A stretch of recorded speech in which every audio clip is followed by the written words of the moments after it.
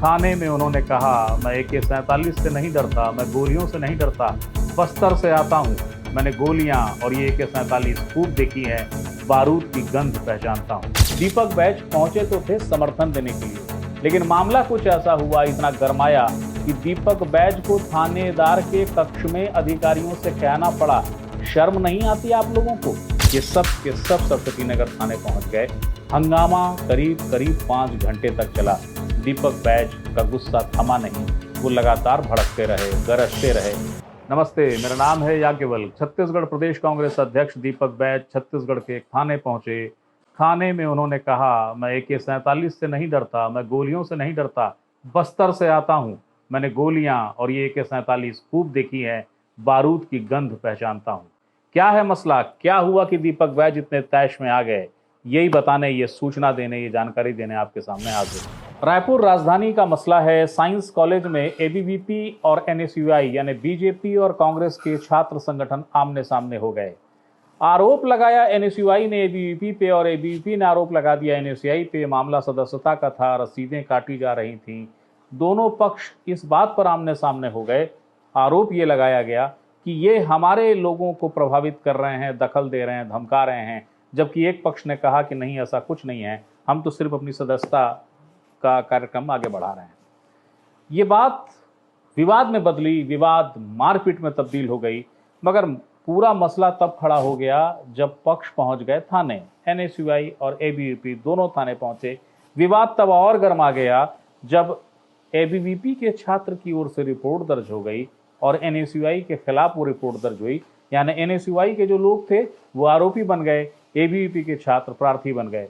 NSUI के जो नेता थे या जो वहाँ के जो लड़के थे, उनका कहना था कि जब दोनों ही पक्षों में झगड़ा हुआ, दोनों ही पक्ष घायल हुए हैं, तो रिपोर्ट सिर्फ एक पक्ष की क्यों दर्ज की जा रही है?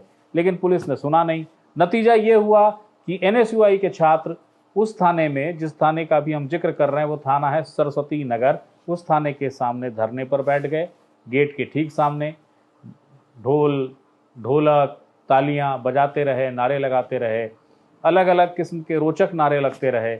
और इन नारों के बावजूद पुलिस ने उनकी FIR दर्ज नहीं की। ये आंदोलन कल भी चला और आज भी चला।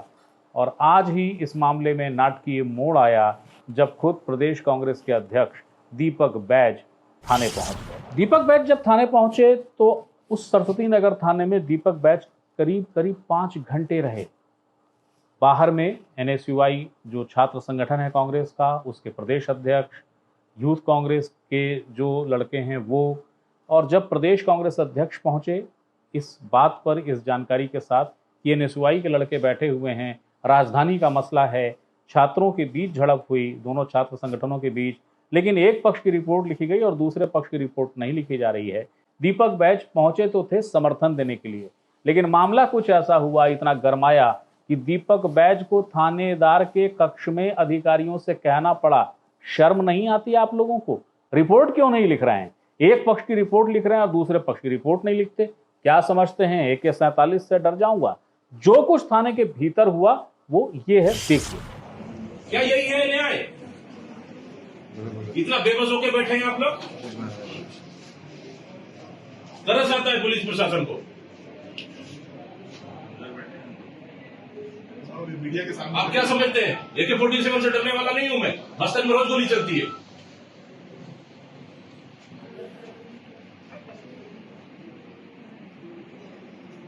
मत करिए FIR। जब तक नहीं करेंगे तब तक हम यहां हिलेंगे नहीं। उनका FIR आप बिना जांच किए कर लेते हैं, हमारा FIR जांच में ले रहे हैं आप। कितना दिन जांच करने में लगाइए आप। FIR जांच करो ना भाई, जो नियम है। नहीं, इनका नियम उल्टा है। पहले जांच करेंगे फिर FIR करेंगे। वैसी वहां पर आपने इनका नियम बिल्कुल उल्टा है ना। अजीब तरीका है भाई।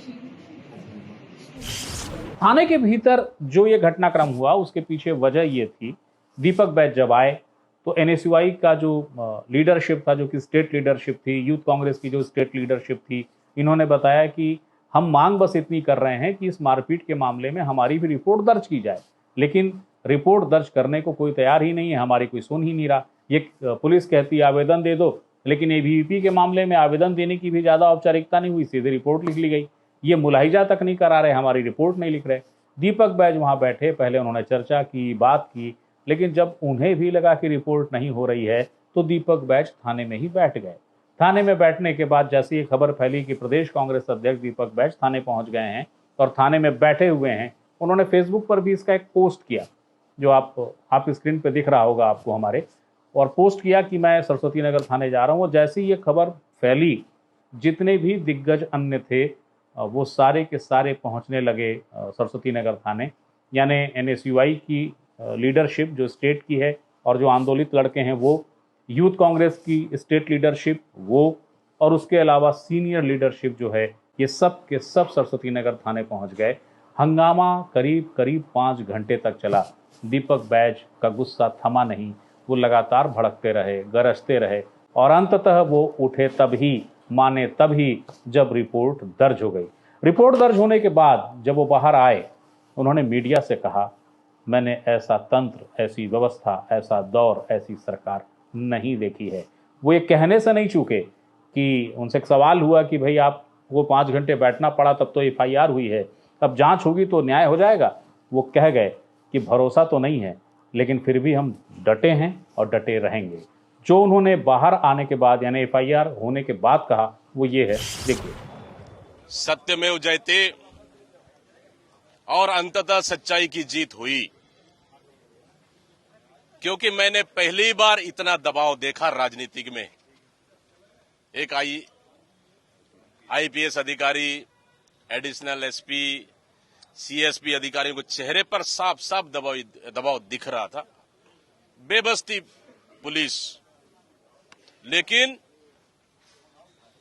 हमने कहा कि कानून सबके लिए बराबर है, न्याय सबके लिए बराबर है, लेकिन भारतीय जनता पार्टी की सरकार में कानून सिर्फ भारतीय जनता पार्टी के कार्यकर्ता और उनको बचाने के लिए यहां कानून बनी है।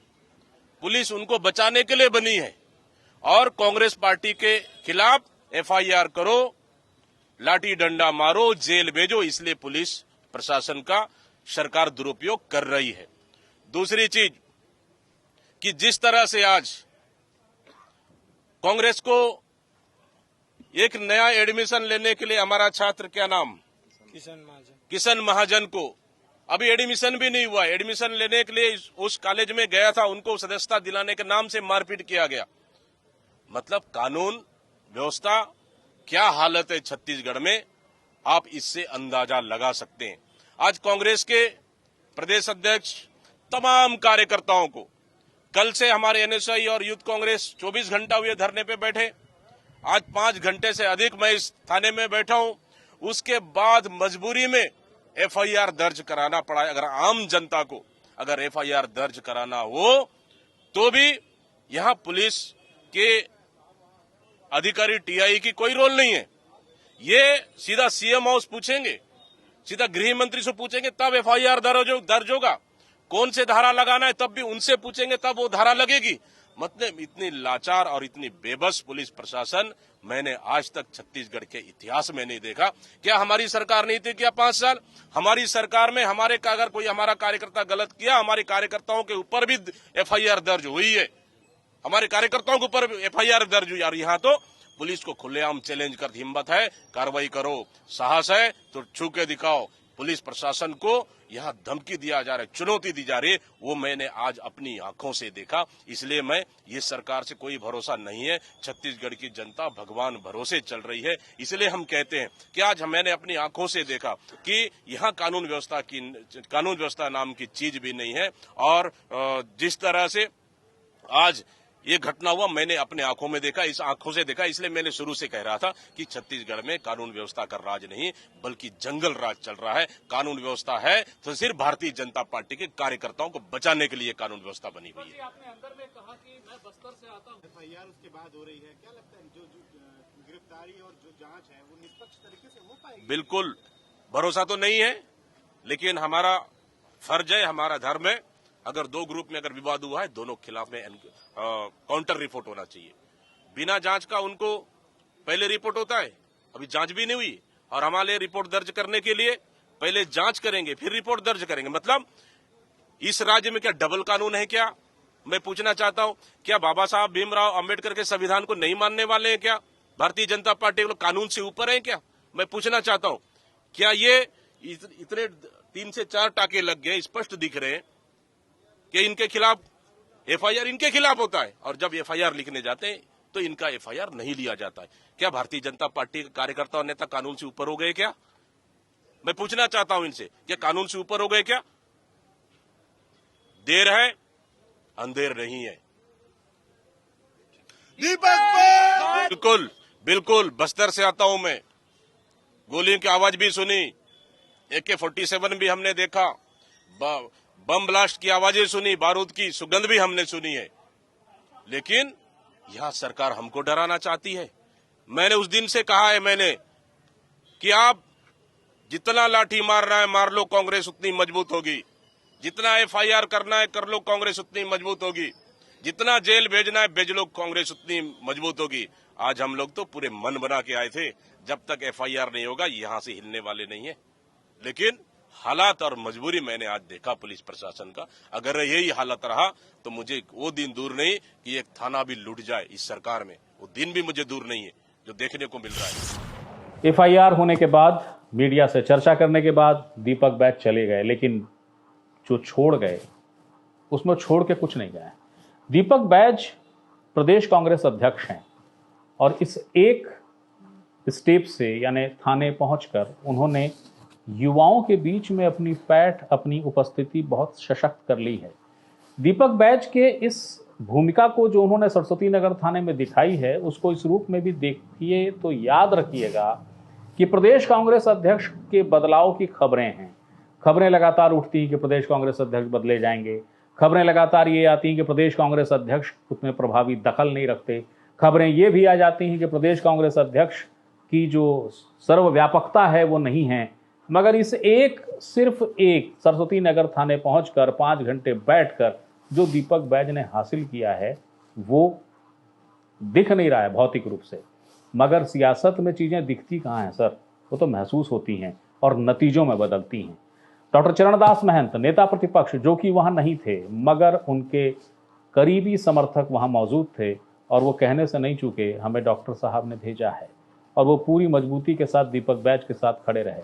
तो दीपक बैज ने जो हासिल किया, दीपक बैज ने जो सियासत का ये जो पैतरा खेला है, उससे वो युवाओं के बीच अपना समर्थन, छात्रों के बीच अपनी उपस्थिति, और सबसे बड़ी बात प्रशासन जो अब अडिग है, अविचल है, उसे भी झकझोर दिया है दीपक बैज ने।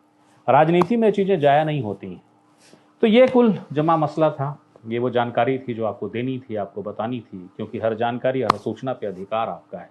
मैं सिर्फ माध्यम हूँ, वो जानकारी आपको देने आया था। फिर कोई जानकारी, फिर कोई सूचना होती है, मैं वो देने आपके सामने फिर हाजिर होऊंगा। तब तक के लिए प्रणाम।